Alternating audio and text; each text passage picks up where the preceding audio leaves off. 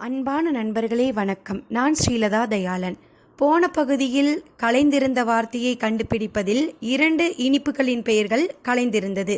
அவை மைசூர் பாக், சோன் பப்படி என்பது சரியான விடை. இன்றைய பழமொழி பார்க்கலாமா?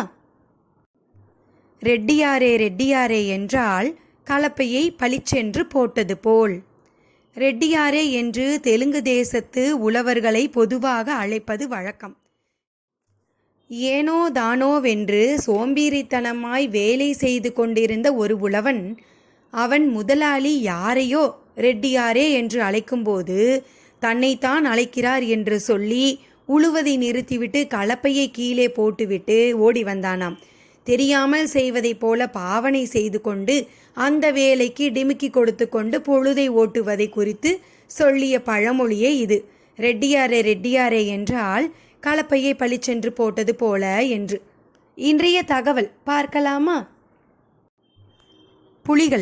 புலிகள் தனியாக வாழும் வழக்கம் உள்ளவை. அதிகபட்சமாக 65 கிலோமீட்டர் வேகமாக ஓடும்.